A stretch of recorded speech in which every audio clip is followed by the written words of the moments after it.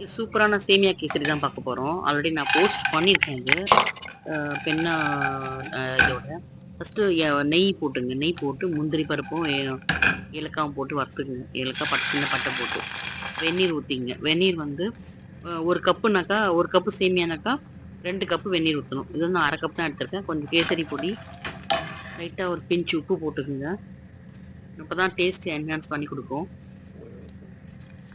நான் அப்படியே கடகன்ட்டு வந்து நம்ம ஈஸியா தாளிக்கிறது இது. இது ரோஸ்ட் பண்ண சேமியா வந்து சின்னதா ஒரு 3/4 கப் தான் எடுத்திருக்கேன் நானு. 3/4 கப்னா நம்ம அதாவது கொஞ்சமா போட்டா போதும். அதுக்கு வந்து 1 1/2 கப் தண்ணி மாதிரி. வெந்நீர் சுட சுட ஊத்துங்க. அப்பதான் சீக்கிரமா வெந்துரும்.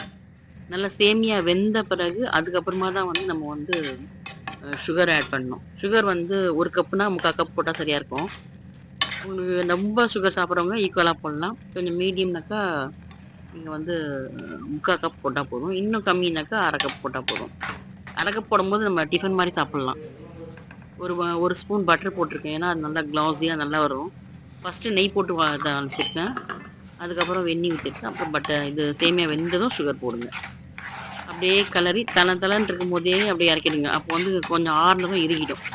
இது வந்து சேமியா கேசரி. ஆல்ரெடி நான் வந்து ஷீர் குருமா போட்டிருக்கேன். பென்னா சேமியான்ட்டு வெறும் எங்க மாமியார் பண்ண சேமியா போட்டிருக்கேன்.